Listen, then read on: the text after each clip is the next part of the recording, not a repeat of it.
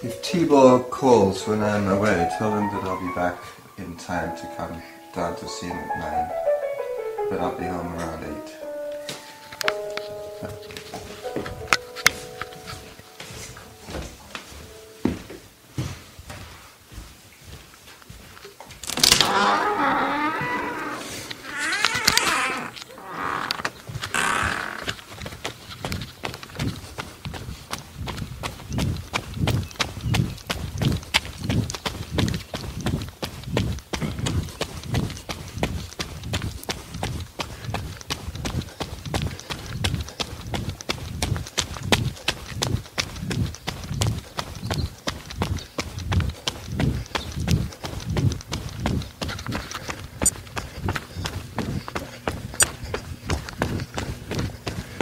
Good morning.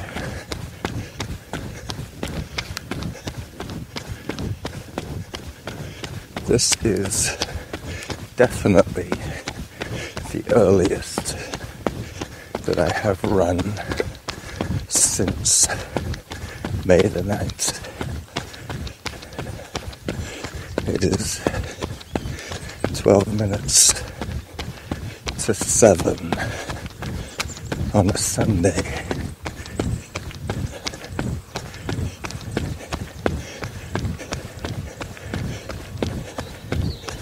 And it's already warm and clear. We've been having quite a heat wave for the whole of June so far.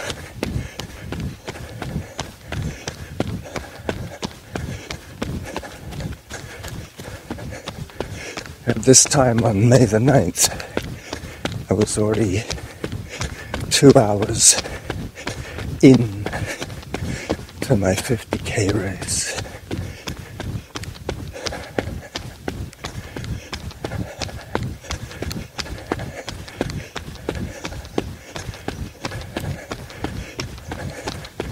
While I get my breath back a little bit here, I just gotta get balanced. I will include a little message that I was sent from Norman yesterday. Carlos, it's Norman. How are you? Sorry for the accent. Yeah, I just thought I'd send you a voice submission for your listening pleasure, or that's my car. Sorry.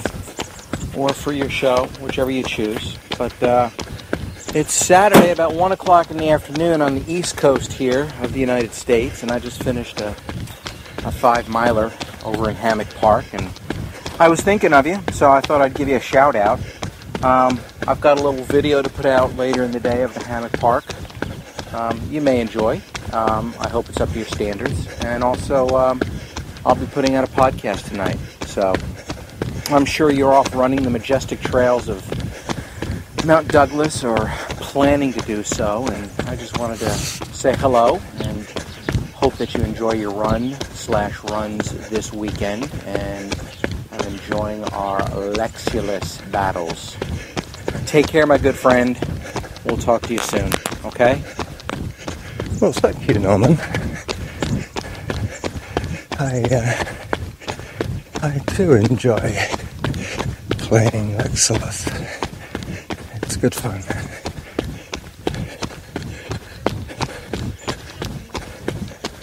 And it's a good opportunity to chat with you, so to speak, while I'm listening to your show.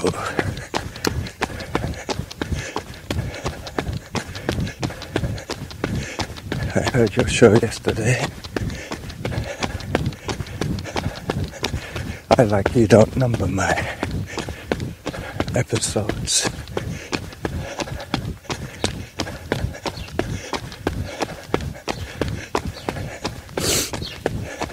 Occasionally I give them a number, but that's more to do with the fact that I might be doing the same Mount Doug loop that I did a few times before.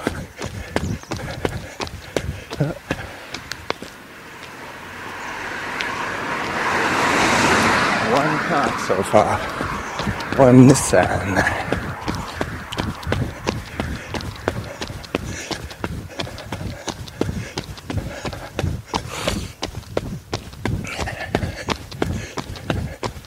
I was going past the minimalist house yesterday and I saw one of the neighbors coming out of an adjoining house and take a picture of the minimalist house. And I asked the woman what it was with the neighbor of hers, why his house was so in a state of unfinishedness, if that's even a word. I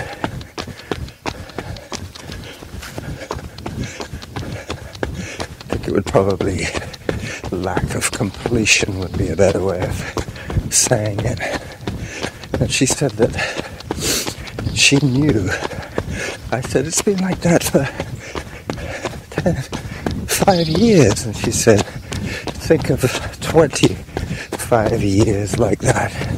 Her mother has lived next door to that man for 25 to 30 years. And the house hasn't changed in that length of time. So, obviously he's not in a rush to complete the construction.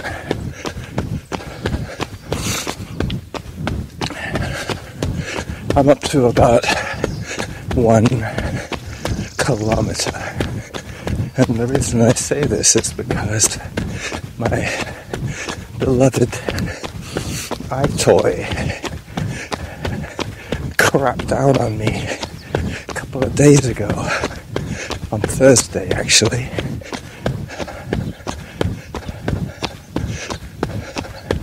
I went for a run with Graham and I had my phone in its safety pouch around my neck, but it was particularly hot that day, and I think some sweat got into it and shorted out the charger port. All I knew was that the phone was getting really hot.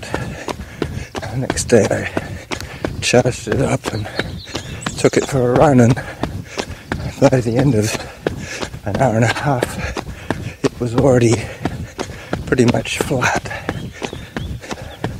So much so that the screen shut down. So I knew that something was wrong. Luckily, I have a friend downtown in Victoria who fixes iPhones. I remember him from when Derek was having all his troubles with the phone. So I took it in. He told me to leave it overnight, and in the morning he called me and said that it needed some small repairs. There was indeed, some water damage. But I think for electronics it's more salt water, the sweaty kind that damages the electric terminals. Hi. A couple of early hikers. So I don't have the luxury of a running log for today's outing. I will have to log my distance manually using the daily mile mapping tool, and I will take my time straight off my Ironman watch. Back in the old days, that was the only way we did it.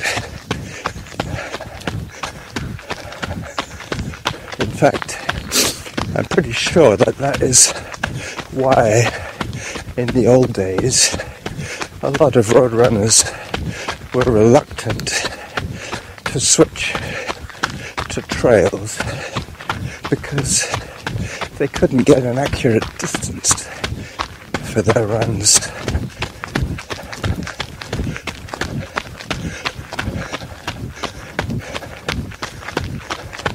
This would only bother you if you were concerned about your speed.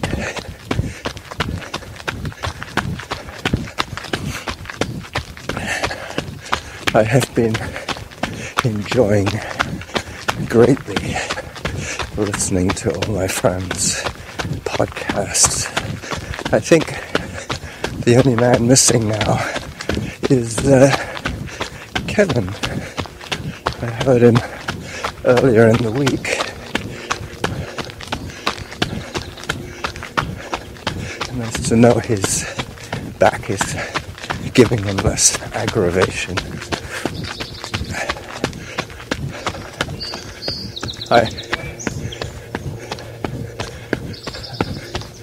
So I just crossed over Ash Road and I'm heading towards my first drink break.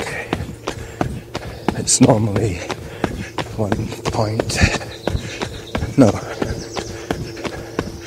2 point something kilometers, about 15 minutes.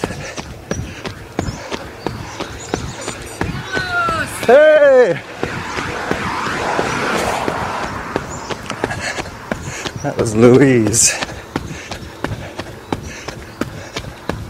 out for a bike ride with Sylvan. It looked like somebody from Triple Shot. Okay, so this is where I turn down towards the main parking area of the park and my first drink. This run should take probably 48 minutes at a guess. It usually does. I can use a previously run route for my distance.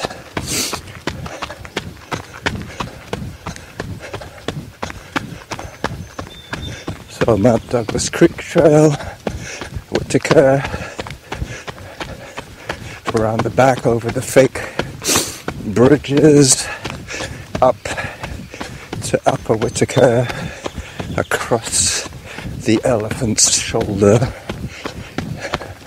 through the saddle, and back down the West Side Trail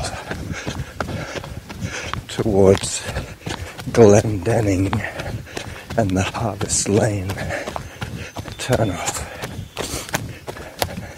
which takes me back into suburbia. Now, if I'm not mistaken, one of the reasons this washroom gets vandalized so often is because it's open 24/7. Okay, let's see if I'm right.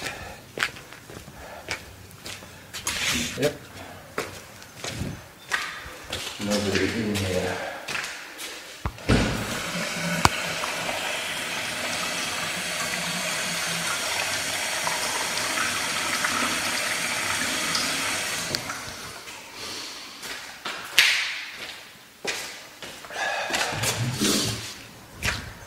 So sure enough, 15 minutes so far.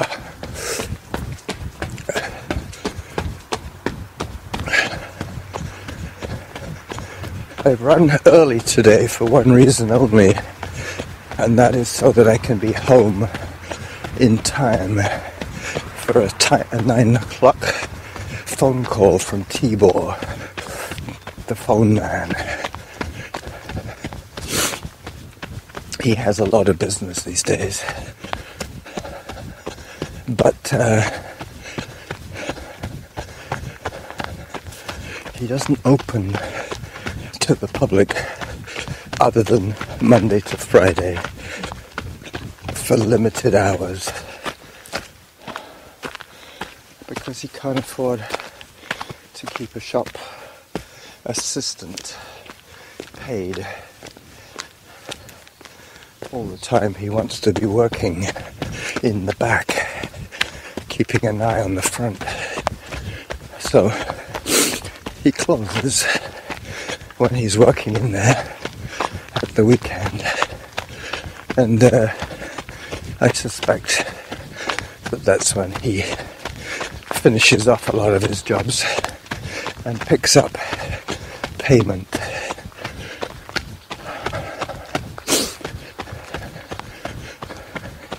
He has a neat little cube that he sticks in his iPhone, and you have to do a little signature thing, a bit like signing for the UPS man. You put your Visa card in, and you give it a little squiggle, and that's it. And voila, you've paid.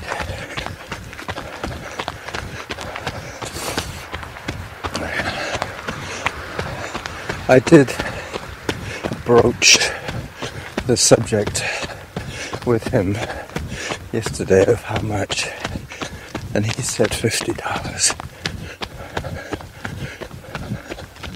which I think is reasonable.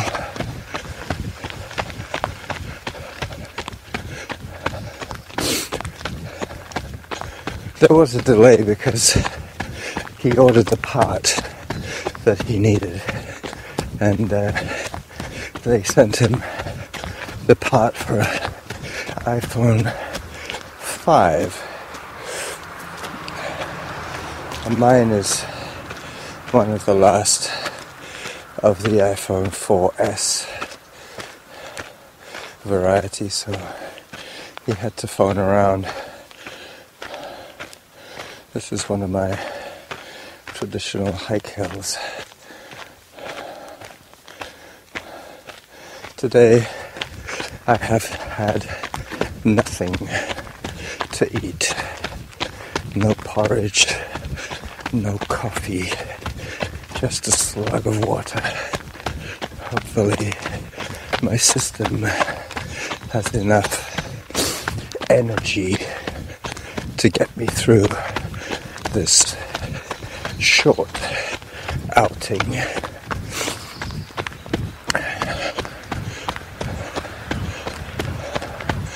On Whittaker heading north,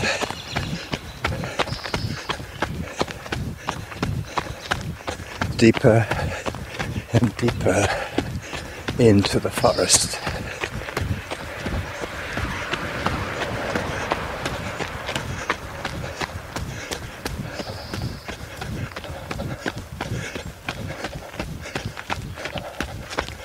I haven't felt this way in quite a while. Normally I've been up for about 3 or 4 hours before I go out. Around 10.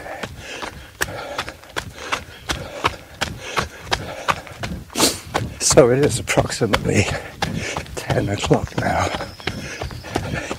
Eastern time.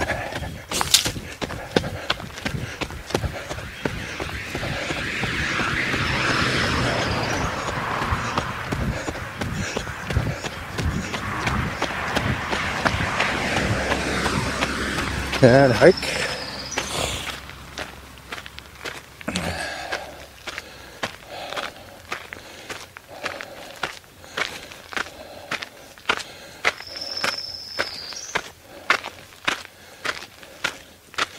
The birds are quite incredible. The variety of bird songs.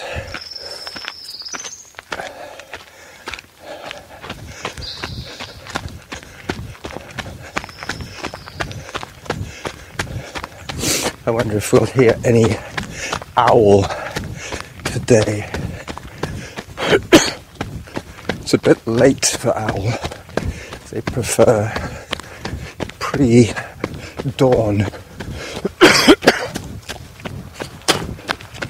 activities.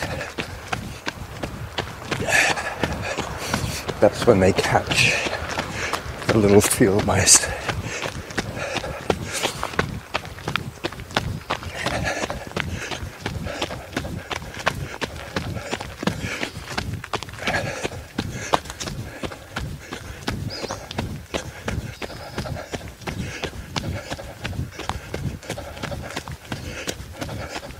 One more dip to the road again, and then I'm away for the rest of the run, deeper and deeper into the silent zone.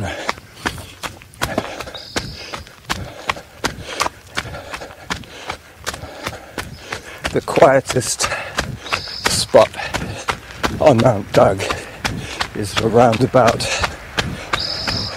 the fake bridges. Yeah, they haven't done much about this blowdown. They have to send the cut here guys in.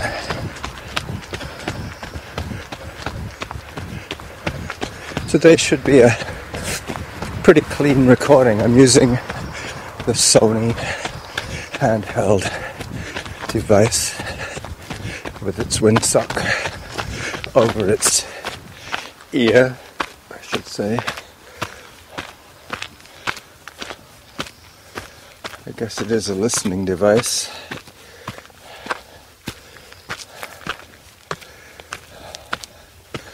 Just got startled by a red-winged blackbird. Never saw those until I got to BC. Or maybe I saw them in Montreal. Can't remember now. So long ago.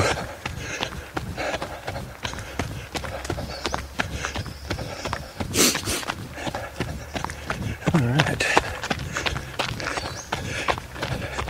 So here I go.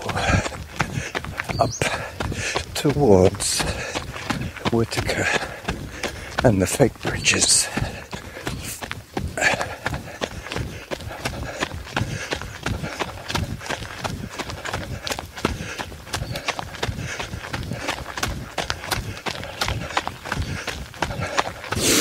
Steve's been putting out a fair number of shows. I think he put out 3 last week.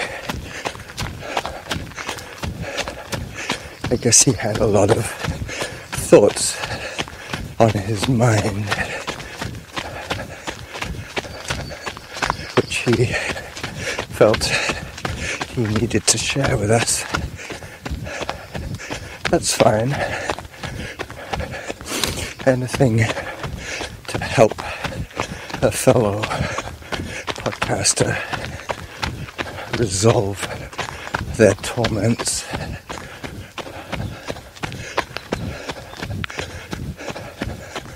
But while we're busy describing our work day or our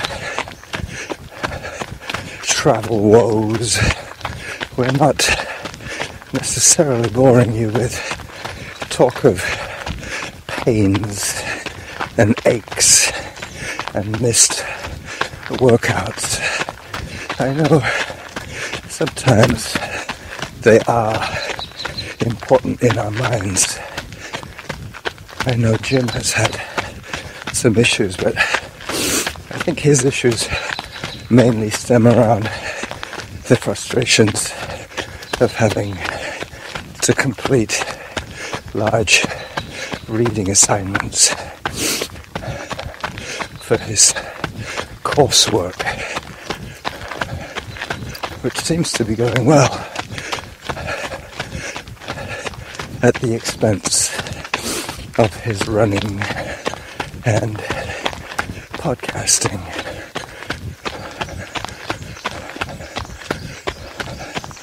Just coming up on the fake bridges.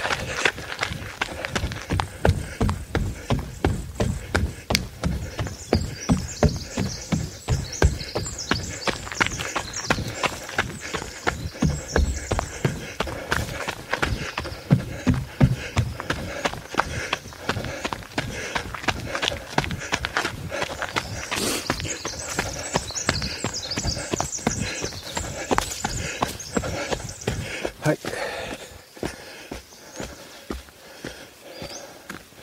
The pure sound of me and the forest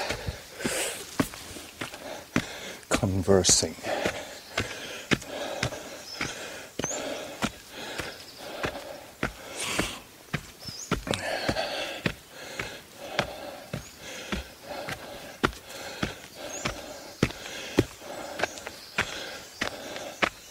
I don't have any major issues other than the phone at the moment to complain about. My body is in pretty good shape.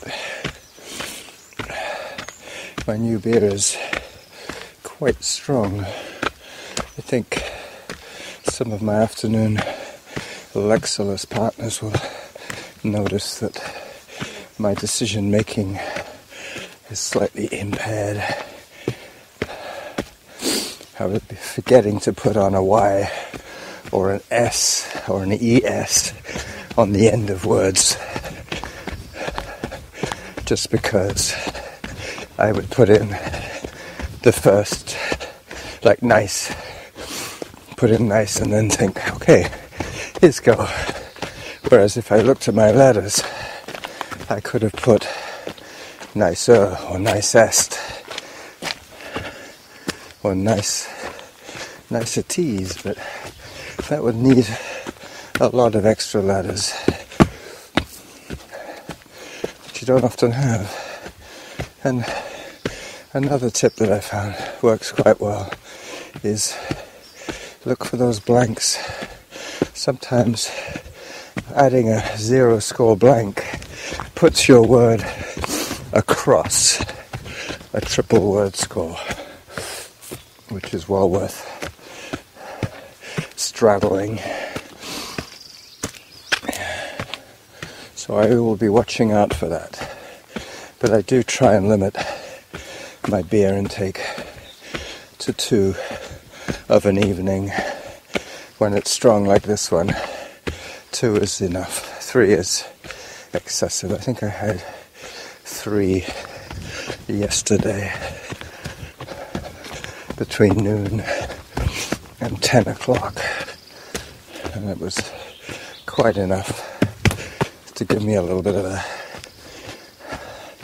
hangover this morning. That's one thing that coffee would have fixed, but that is one thing I need to buy when the run is done and I'm on my bike off to pick up my phone. I will be picking up soy sauce and coffee. Maybe some more yogurt.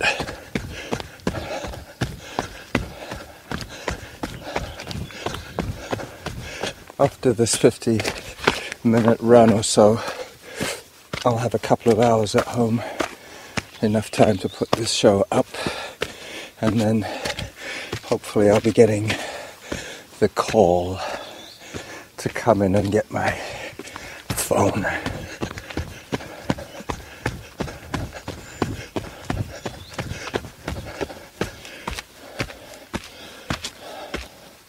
So Upper Whittaker,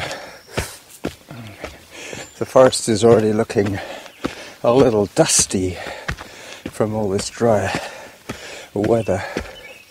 At the beginning everything is so crisp and clean and bright green. Now things are beginning to brown a little bit around the edges. Anything without a good rooting system has browned back. But a couple of days of rain and this will all change again. Okay, this is Bandana Rock. And this is the elephant.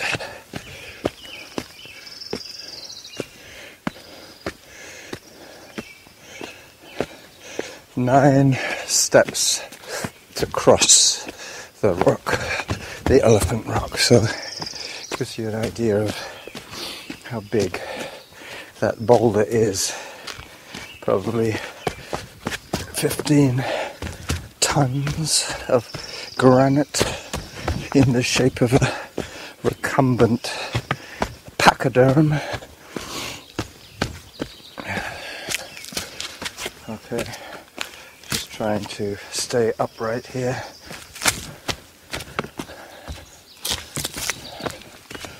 This is where I normally see all the dog walkers coming towards me. But I believe they start a little bit later in the day because they're not running.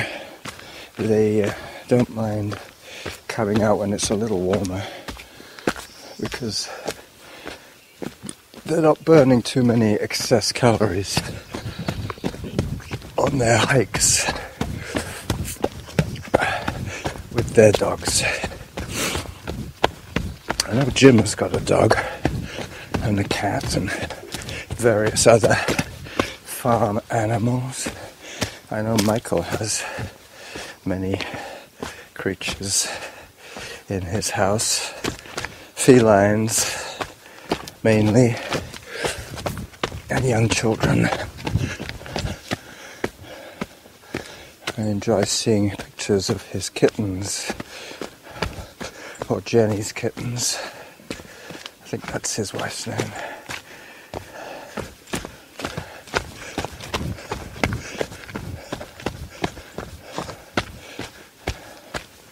Sorry if I got her name wrong.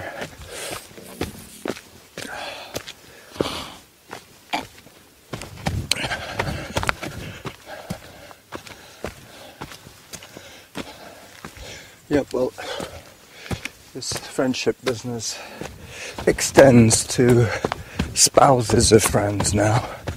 I have various friends who I have made friends with their wives and significant others.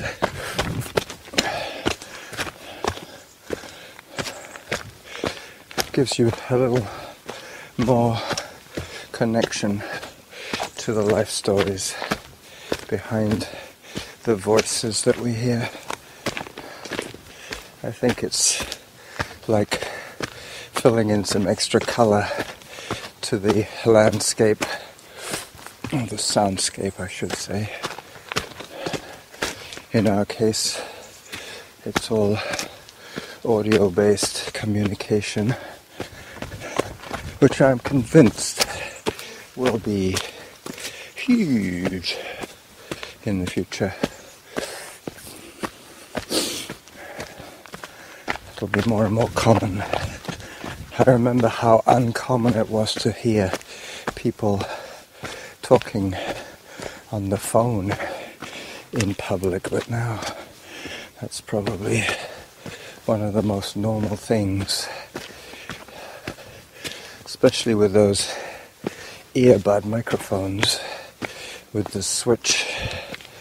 People have those on and they're listening to their music, and then suddenly they're talking to their wife on the phone.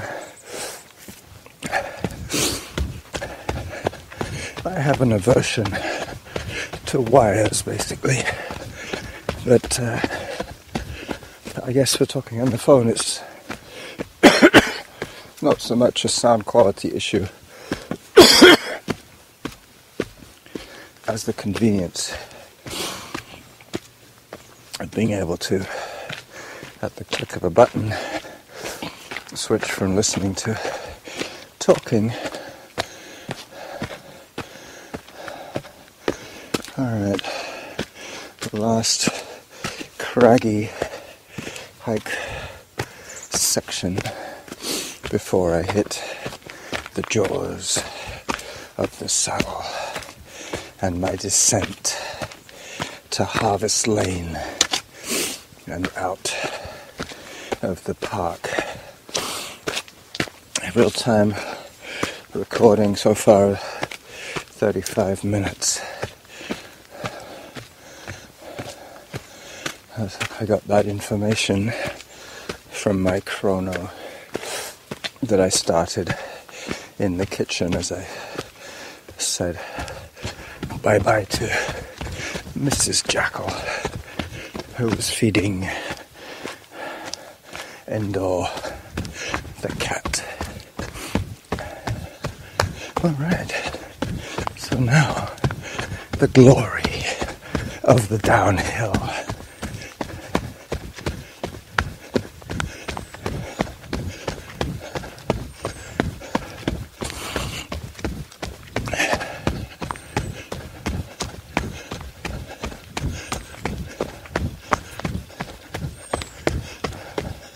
I have little Mount Doug to my right and big Mount Doug to my left. So I'm now heading down towards the Glendenning Trail.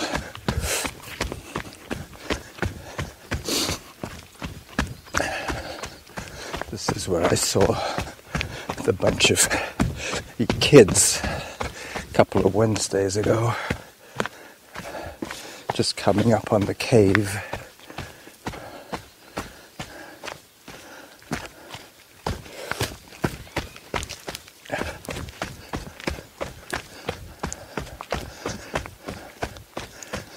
Make sure I don't lose my footing here. Okay. And down some more of Whitaker. There was a branch there to Harrop Trail, which I looked at on the map. Harrop and Whitaker are on the Google Maps as followable trails, which is very good. But as I did this run last Sunday, I can just use the distance from that one. It's not going to vary more than a few feet every time I do this run. I guess there's some tangenting or whatever it is when you take a corner. If you take the tangent, it's shorter than if you take the outer circumference of the circle. Cutting across the corner is what race car drivers do. But in a marathon, running tangents on all the corners will probably save you 20 meters by the end of the race, which is a fair distance. Approximately 20 strides ahead of where you would be if you didn't follow the tangents. And 20 strides at the end of a marathon could put you ahead of maybe 15 people.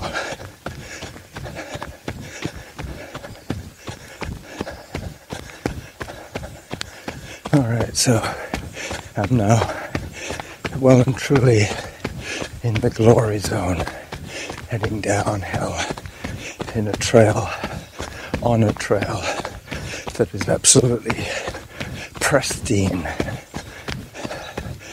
Leaf litter, packed dirt, no roots, no rocks, and no gravel, which is one of the downsides of a lot of the rail trails. The sections that aren't asphalt quite often are pea gravel, which can be quite annoying after hours of running. Elk Lake is mainly pea gravel all the way.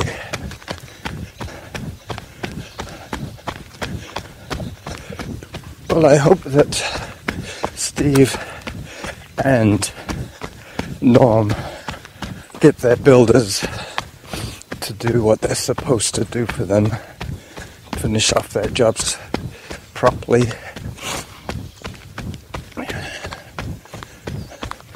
But one thing I did notice with builders is that even though none of us would really attempt to build a house, I'm sure if we had to, we probably could.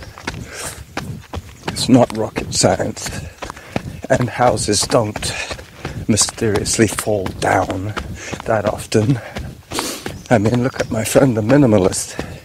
He spent 25 years with a tarp on his roof and particle board siding.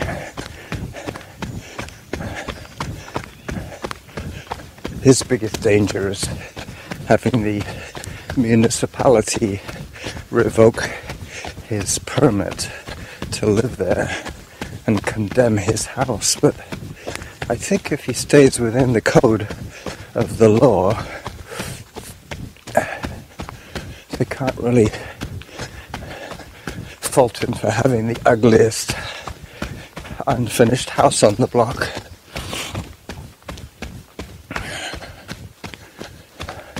I don't think there is a lick of paint on the entire building. It's just the raw materials of construction.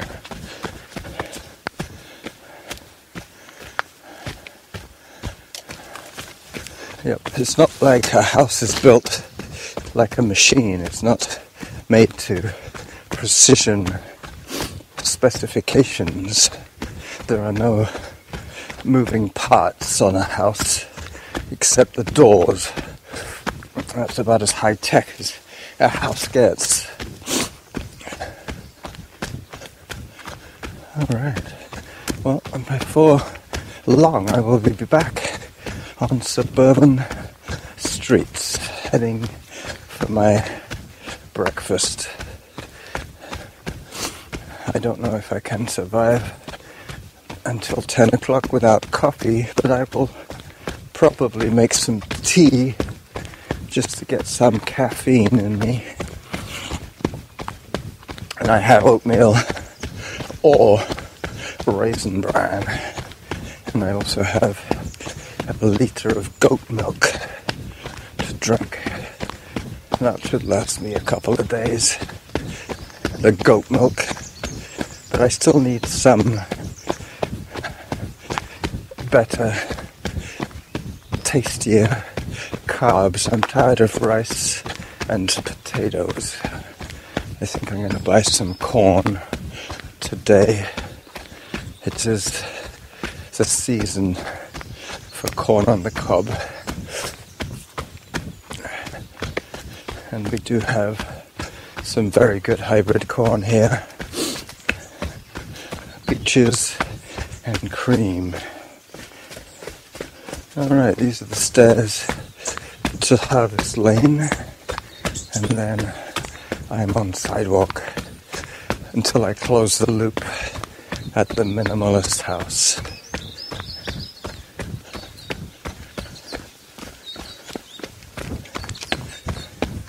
"44 minutes of recording."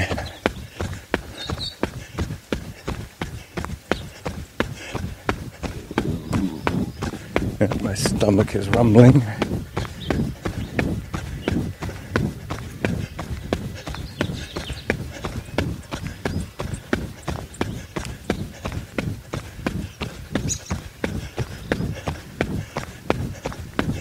I used to have a client who lived on Harvest Lane. He was very convenient.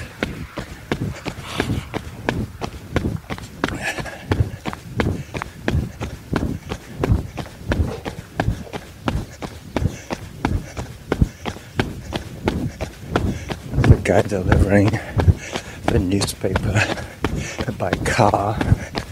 I've never seen the point of that.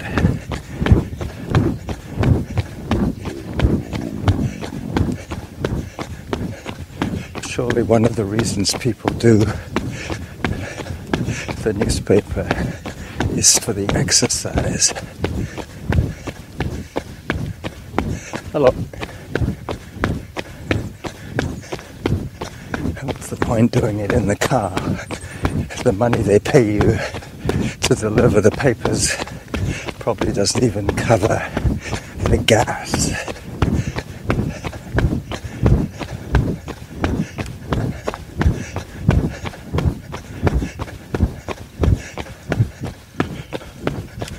Alright, so as I crossed Shelbourne, my watch tells me I have been out for 46 minutes. I think I will probably cut it off just about now. Leave it short enough for you to listen to. Alright, so unlock the device and press stop.